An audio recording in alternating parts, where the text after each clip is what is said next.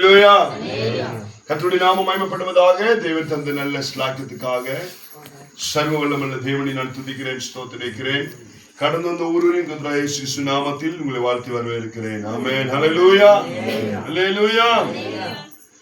இந்த வேளையிலே நாம் வாசித்த சங்கீதத்திலிருந்து நாம் ஒரு வசனத்திலிருந்து நாம் தியானிக்கலாம். சங்கீதம் 67 அதனுடைய 2வது வசனத்தை நாம் வாசிப்போம். சங்கீதம் 67:2. தேவரீர் எங்களுக்கு இறங்கி எங்களை ஆசீர்வதித்து உம்முடைய முகத்தை எங்கள் மேல் பிரகாசிக்க பண்ணும். ஆமென். ஹல்லேலூயா. இன்னைக்கு ஆண்டவர் நம்மோடு பேசுகிற காரியம் என்னன்னு சொன்னா, உம்முடைய முகத்தை எங்கள் மேல் பிரகாசிக்க பண்ணும். ஹல்லேலூயா, ஹல்லேலூயா. கர்த்தர் உங்களுடைய குடும்பத்தின் மேலே அவருடைய முகத்தை பிரகாசிக்க பண்ணுகிறார். உடைய வாழ்க்கை மேலே அவர் தம்முடைய முகத்தை பிரகாசிக்க பண்ணுகிறார். ஹல்லேலூயா. வேதத்துல பாருங்க, ஒவ்வொரு நபர்களுடைய ஒவ்வொரு சூழ்நிலையிலும் ஆண்டவர் தம்முடைய முகத்தை பிரகாசிக்க பண்ணி இருக்கிறார். சங்கடத்தில் இருக்கும் போது தம்முடைய முகத்தை பிரகாசிக்க பண்ணி இருக்கிறார். துயரத்தில் இருக்கும் போது தம்முடைய முகத்தை பிரகாசிக்க பண்ணி இருக்கிறார். வேதனையில் இருக்கும் போது தம்முடைய முகத்தை பிரகாசிக்க பண்ணியிருக்கிறார். ஹல்லேலூயா. துன்பத்தின் நடுவிலே, துயரத்தின் நடுவிலே, சோர்வின் நடுவிலே, பலவீனத்தின் நடுவிலே, கஷ்டத்தின் நடுவிலே என் தேவன் தம்முடைய பிள்ளைகளுக்கு தம்முடைய முகத்தை பிரகாசிக்க பண்ணி இருக்கிறார். ஹல்லேலூயா, ஆமென். ஹல்லேலூயா, ஹல்லேலூயா. இங்கே தாவீது பாருங்க, இந்த சங்கீதத்தை ரொம்ப அழகாய் பாடுகிறார். தேவரீர் எங்களுக்கு இறங்கி எங்களை ஆசீர்வதித்து உம்முடைய முகத்தை எங்கள் மேல் பிரகாசிக்க பண்ணும். நீர் எங்களுக்கு இறங்கி ஆசீர்வதித்து உம்முடைய முகத்தை எங்கள் மேல் பிரகாசிக்க பண்ணும். ஹல்லேலூயா, ஹல்லேலூயா. இன்னைக்கு ஒருவேளை நீங்க உங்களுடைய குடும்பத்துல வேலை இல்லாம கஷ்டத்தோடு கூட இருக்கலாம். இன்னைக்கு ஆண்டவருடைய முகத்தை நோக்கி பார்த்து சொல்லணும், ஆண்டவரே நீர் எங்களுக்கு இறங்கி வந்து எங்களை ஆசீர்வதித்து உம்முடைய முகத்தை எங்கள் மேல் பிரகாசிக்க பண்ணும்.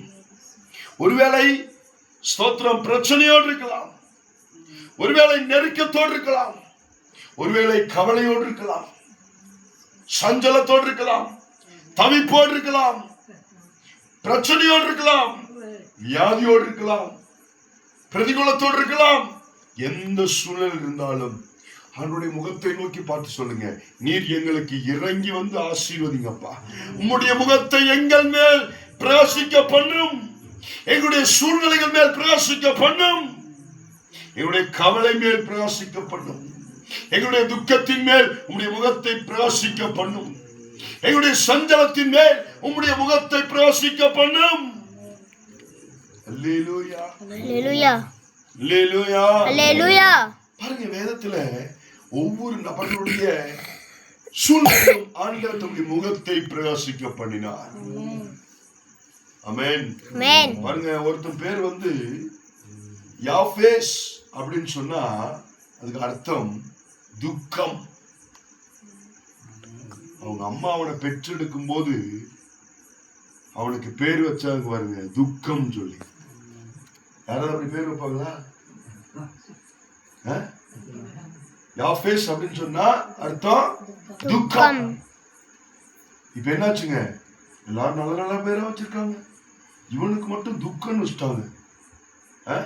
இப்ப எல்லாரும் கூப்பிடும்போது எப்படி கூப்பிடுவாங்க? யாபேஸ் யாபேஸ் கூப்பிட்டா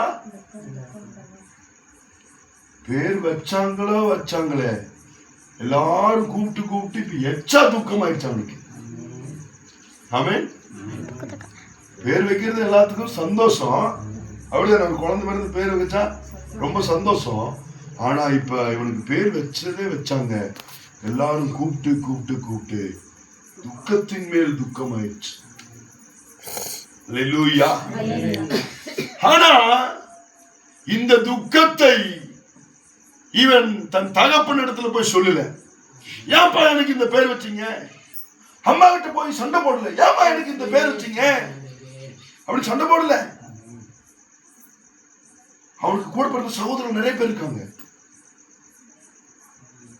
எல்லாத்துக்கு முன்னாடியும் அவன் போய் சண்டை போடல.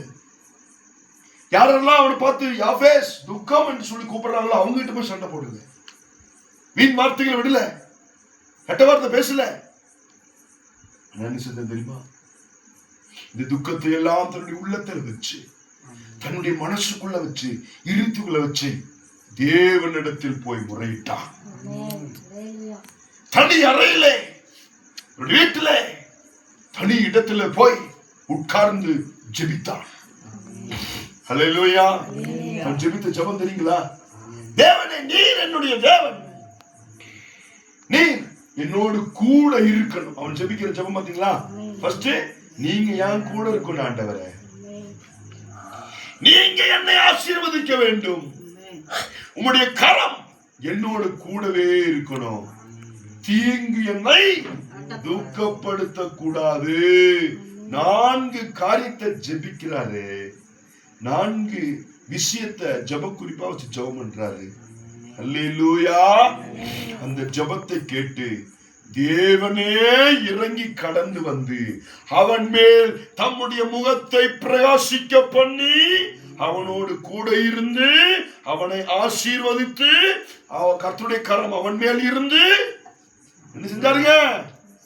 தீங்கு அவனை துக்கப்படுத்தாமல் தம்முடைய முகத்தை அவன் மேல் பிரகாசிக்க பண்ணினார். ஆனபடியினாலே அந்த தேசத்திலே சகோதரர்களுக்கு முன்பாய், உலக ஜனங்களுக்கு முன்பாய் அவன் ஆசீர்வதிக்கப்பட்டான், உயர்த்தப்பட்டான் என்று சொல்லுகிறது. ஆமென். அல்லேலூயா. அல்லேலூயா. அம்மா துக்கம் என்று பெயர் வைத்த யாபேசுக்கு ஆண்டவர் தம்முடைய முகத்தை பிரகாசிக்க பண்ணி அவருடைய துக்கத்தை மாற்ற முடியும் என்று சொன்னால், இன்னைக்கு நீங்களும் நானும் ஆராதிக்கிற தேவன் அவர் ஜீவிக்கிறவராயிருக்கிறார். அவர் ஸ்தோத்திரம் வல்லமையுள்ளவராயிருக்கிறார். அவர் நம்முடைய முகத்தை உங்கள் மேல் பிரகாசிக்க பண்ணுவார், உங்களுடைய சூழ்நிலைகள் மேல் பிரகாசிக்க பண்ணுவார், உங்களுடைய கவலைகள் மேல் பிரகாசிக்க பண்ணுவார், உங்களுடைய வியாதிகள் மேல் பிரகாசிக்க பண்ணுவார், உங்களுடைய தேவைகள் மேல் பிரகாசிக்க பண்ணுவார், உங்களுடைய இன்னல்கள் மேல் அவர் தம்முடைய முகத்தை பிரகாசிக்க பண்ணுவார். ஆமென். அல்லேலூயா. அல்லேலூயா. ஆமென். அல்லேலூயா. ஆமென். அல்லேலூயா. அல்லேலூயா. அல்லேலூயா. ஸ்தோத்திரம். பாருங்க, புதிய ஏற்பாட்டுல சகைன்னு ஒருத்தன் இருந்தான். ஆமென். அவன் வரி வசூல் செய்கிறவன். அநியாயமாய், நியாயமா வரி வசூல் செய்யறவன்ல, அநியாயமாய் வரி வசூல் செய்கிறவன். வட்டி கட்டாதவங்க, வரி கொடுக்காதவங்கள வலுக்கட்டாயமா பிடிச்சு கொண்டு போய் ஜெயில போட்டு அடிக்கிறது, உதைக்கிறது, அநியாய வரி வாங்குறது, இதுதான் இவனுடைய வேலை. அவங்களை துன்புறுத்துறது தான் இவனுக்கு பயங்கர சந்தோஷம். இப்ப ஜனங்கள் என்ன சொல்லுவாங்க? அநியாய வரி வசூல் செஞ்சா என்ன செய்வாங்க? வயிறு எரியும், சபிப்பாங்க, அப்படிதானே? மறைமுகமா திட்டுவாங்க, என்னெல்லாம் சொல்ல முடியுமோ சொல்லுவாங்க. இவ்வளவு பேச்சுக்கு ஆளான சகேயு, ஆமென், இவன் ஒரு முறை இயேசுவை பார்க்க வேண்டும் என்று சொல்லி வாஞ்சித்தான். அல்லேலூயா. இவனுக்குள்ள இருந்த ஒரே ஒரு நல்ல குணம் தான் இந்த ஒரு குணம் தான். அந்த வழியே இயேசு போறான்னு சொல்லி கேள்விப்பட்டேன். இயேசு எப்படிப்பட்டவரோ என்று பார்க்க வகை தேடினான். இந்த ஒரு நல்ல குணம் அவனுக்குள் இருந்தபடியினாலே இயேசு செஞ்சாரு, கரெக்டா அவன் இருக்கிற காட்டத்தி மரத்துக்கு கீழே வந்து நின்னு, சகைவே இறங்கி வா, இன்னைக்கு நான் உன் வீட்டுக்கு வரணும், உங்களோட தங்கணும், உங்களோட பேசணும், உன்னிடத்திலே நான் சில காரியங்களை பங்கு வைக்க வேண்டும். அவன் வீட்டுக்கு போனாரு, தங்கினாரு, அவன் கொடுக்கிற போஜனத்தை எல்லாம் சாப்பிட்டாரு, எதுவுமே பேசலங்க. ஆனா அவனுக்கு மனம் குத்தப்பட்டவனாய், மனம் உடைந்தவனாய், இயேசுவே செஞ்ச குற்றங்கள், குறைகள், பாவங்களை மன்னியும், நான் அநியாயமாய் வாங்கின எல்லாவற்றையும் நாளத்தனையாய் திருப்பி தருகிறேன். காரணம் என்ன? இயேசு அவன் வீட்டுக்குள்ள போன உடனே ஸ்தோத்திரம் அவனுக்கு குற்றபோதம் உண்டாச்சு. காரணம் தேவ பிரசன்னம், தேவ ஆளுகை, அவருடைய முகத்தின் பிரசன்னம் அவன் மேல் உதித்தது. ஹல்லேலூயா, ஹல்லேலூயா. அவனுடைய முகத்தை பிரசன்னம். ஹல்லேலூயா, ஹல்லேலூயா, ஆமென். ஸ்தோத்திரம். உம்முடைய முகத்தை எங்கள் மேல் பிரகாசிக்க பண்ணும். அப்போ ஆண்டவருடைய பிரகாசம் அவன் மேல் உதிச்சதுனால அவன் என்ன செஞ்சான்? தப்பெல்லாம் உணர்ந்து மனம் திரும்பினான். அல்லேலூயா. அவன் ஆசீர்வதிக்கப்பட்டான். அவனும் ஆபிரகாமின் குமாரனாய் மாறினான். ஆசீர்வாதத்தின் மேல் ஆசீர்வாதம் அவன் கண்டு கொண்டான். அல்லேலூயா. கடைசி நாட்களிலே ஆண்டவரை பின்தொடர்ந்து சீசனாய் மாறி சுவிசேஷம் அறிவிக்கிறவனாய் மாறினான் சகேயு. அல்லேலூயா. வேதத்துல பாருங்க, யார் யார் மேலாம் ஆண்டவருடைய முகம் அவர்கள் மேல் பிரகாசித்ததோ அவங்க எல்லாம் ஆசீர்வதிக்கப்பட்டிருக்காங்க. பாருங்க, அப்போஸ்தலன் பவுல் கிறிஸ்தவர்களை, ஊழியக்காரர்களை, அப்போஸ்தலர்களை, விசுவாசிகளை, திருச்சபையை துன்புறுத்தி கொடுமைப்படுத்தினவர் அவன். ஆமென். தமஸ்கு போற வழியில ஆண்டவர் தம்முடைய முகத்தை அவன் மேல் பிரகாசிக்க பண்ணினார். தொடப்பட்டான். அவனும் சீசனாய் மாறினான். ஆண்டவருக்கு ஊழியம் செய்கிற ஊழியக்காரனாய் மாறினான். அநேக சபைகளை நிறுவினான். அநேக நிருபங்களை எழுதினான். அநேக தேவ ஆலோசனைகளை விசுவாசிகளுக்கு பகிர்ந்து கொடுத்தான். ஆசீர்வாதத்தின் கருவியாய் ஆண்டவர் அப்போஸ்தலனாகிய பவுலை மாற்றினார். காரணம், அவன் மேல் கர்த்தருடைய முகத்தின் பிரகாசம் உதித்தபடியினாலே. அல்லேலூயா. இன்னைக்கு உனக்கு பிரச்சனையா, நிந்தையா, அவமானமா, துன்பமா, துயரமா, சஞ்சலமா, வருத்தமா, தவிப்பா, கஷ்டமா, கவலையா, என்னவா இருக்கட்டும், ஆண்டவரே இன்னைக்கு நீ இறங்கி கடந்து வந்து என்னை ஆசீர்வதியும். உம்முடைய முகத்தை என் மேல் பிரகாசிக்க பண்ணும். என் பிரச்சனையில் மேல் பிரகாசிக்க பண்ணும். என் வீட்டின் மேல் பிரகாசிக்க பண்ணும். என் கணவரின் மேல் பிரகாசிக்க பண்ணும். என் மனைவி மேல் பிரகாசிக்க பண்ணும். என் பிள்ளைகள் மேல் பிரகாசிக்க பண்ணும். இந்த அவஸ்தைகளுக்கு, இந்த பிரச்சனைகளுக்கு, இந்த போராட்டங்களுக்கு ஒரு முடிவு உண்டாவதாக. உன் முகத்தின் பிரகாசம் உதிக்க பண்ணும் ஆண்டவரே. உடைய முகத்தின் பிரகாசம், பிரசன்னம் எங்கள் மேல் பிரகாசிக்க பண்ணும். உடைய முகத்தை அன்றை எங்கள் மேல் பிரகாசிக்க பண்ணும் ஆண்டவரே. நீங்க எத்தனை பேர் சொல்ல முடியும்? நீ உன் மனசு கொண்டு என்ன பாரப்படுறியோ, என்ன துக்கிக்கிறியோ, என்ன ஸ்தோத்திரம் பிரதிகூலங்களை அனுபவிக்கிறியோ, அதை மனசு தொடர்ந்து சொல்லு. நீர் இறங்கி கடந்து வாரும் ஆண்டவரே. உடைய முகத்தை எங்கள் மேல் பிரகாசிக்க பண்ணும். எங்களுடைய சூழ்நிலைகள் மேல் பிரகாசிக்க பண்ணும். என் மகன் மேல் பிரகாசிக்க பண்ணும். என் மருமகள் மேல் பிரகாசிக்க பண்ணும். எங்கள் பேர பிள்ளைகள் மேல் பிரகாசிக்க பண்ணும். அல்லேலூயா.